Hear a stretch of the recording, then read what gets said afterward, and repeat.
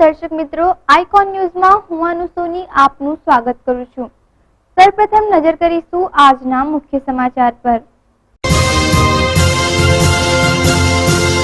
આણંદ વિધાનસભા બેઠકની મતગણતરી નલિની કોલેજ ખાતે થઈ।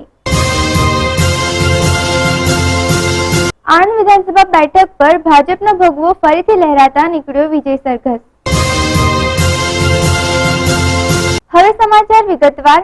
આણંદ વિધાનસભાની પેટા ચૂંટણીની મતગણતરી વિદ્યાનગર સ્થિત Nalini Arvind and T Patel arts કોલેજમાં સવારે 8 વાગ્યાથી શરૂ થઈ ગઈ હતી, જેને લઈને જિલ્લા ચૂંટણી તંત્ર દ્વારા મતગણતરી કેન્દ્ર પર તમામ તૈયારીઓ પૂર્ણ કરી દેવામાં આવી હતી અને ચાંપતો પોલીસ બંદોબસ્ત ગોઠવવામાં આવ્યો હતો।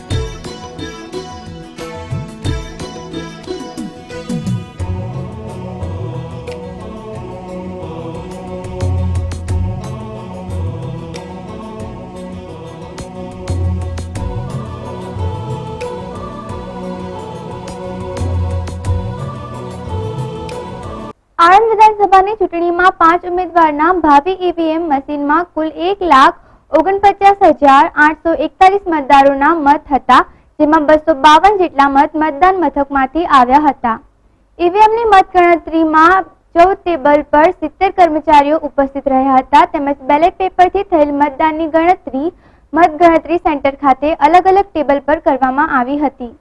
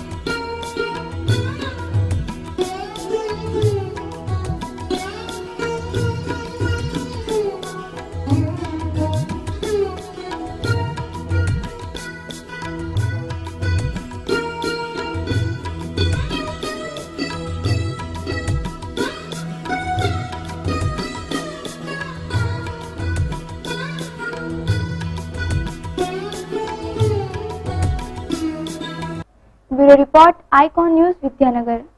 આણંદ વિધાનસભા બેઠક પર ભાજપના ઉમેદવાર રોહિતભાઈ પટેલે 5244 મત સાથે જીત મેળવતા ભાજપના આગેવાનો તેમજ યુવા કાર્યકરો દ્વારા વિજય સરઘસ કાઢવામાં આવ્યો હતો। આ વિજય સરઘસમાં ગુજરાત પ્રદેશ મંત્રી રાજેશભાઈ પટેલ, આણંદ યુવા ભાજપના જલપન પટેલ, નીરવ અમીન, અનિલભાઈ પટેલ તેમજ ભાજપના કાર્યકરો જોડાયા હતા।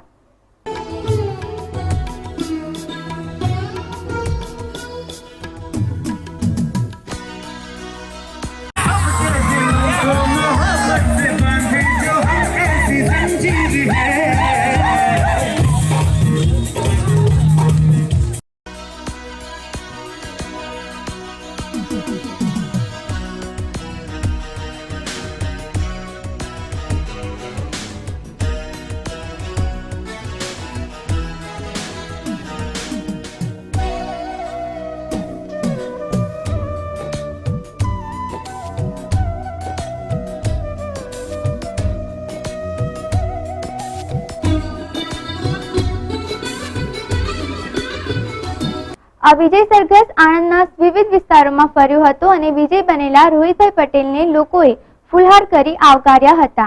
આ વિજય સરઘસ સૌપ્રથમ બાકરોલ અને ત્યારબાદ બલાસણ, નાવલી વગેરે જુદી જુદી જગ્યાએ ફર્યું હતું। આ ચૂંટણીમાં જીત મેળવવા રોહિતભાઈ પટેલે કહ્યું હતું કે આ જીત આણંદના મતદાતાઓની છે અને ભાજપના વિકાસના ધ્યેયની જીત છે।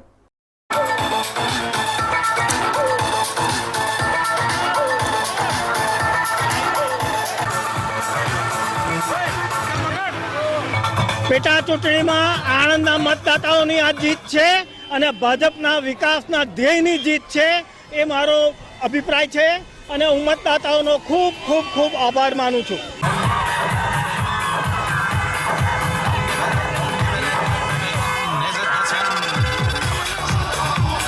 કોંગ્રેસની હાર માટેનું કોઈ બીજું કારણ નથી, પરંતુ જે શહેરીકરણ અને જે આ તંત્રની અને બીજી બધી રીતે જે બોગસ મતદાન, જે સુરતની પાર્સિંગની ગાડીઓ આવેલી, અમે ઓબ્ઝર્વરને અને તમામ જગ્યાઓએ અમે લેખિતમાં જાણ કરેલી, તેમ છતાં પણ એમને કોઈ કાર્યવાહી કરવામાં આવી નહીં। સરકાર તરફી તંત્ર એમની સાથે રહ્યું અને જે કોંગ્રેસના માણસો છે એને દબાવવામાં આવ્યા। માન્ય સંસદ સભ્યશ્રી પણ પોલીસની ગાડીઓ લઈને અમારા જો કોંગ્રેસના મત વિસ્તારો હતા ત્યાં આગળ ચૂંટણીના મતદાનના દિવસે ભય ફેલાવી અને એમને કાઢી મૂક્યા, જેથી કરીને અમારા કોંગ્રેસને વિચારસરણીવાળા બૂથોની અંદર જે મતદાન ન થયું એના કારણે આ કોંગ્રેસનું પરિણામ જે મળ્યું છે।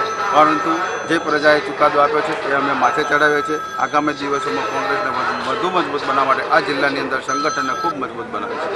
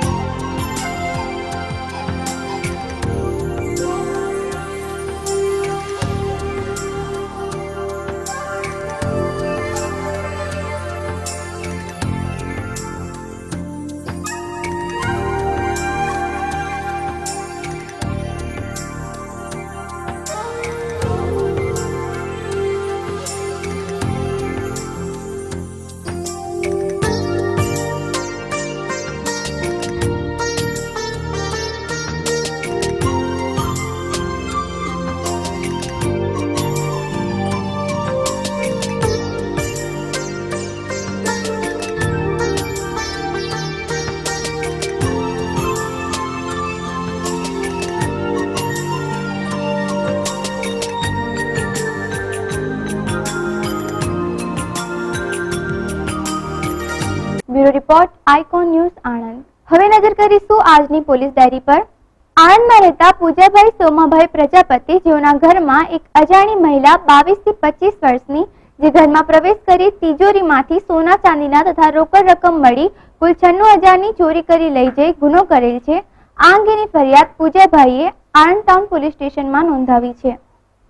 તો દર્શક મિત્રો, આજના સમાચાર અહીં સમાપ્ત થાય છે. કાલે ફરી મળીશું આ સમયે આ ચેનલ પર. ત્યાં સુધી રજા આપશો. નમસ્કાર.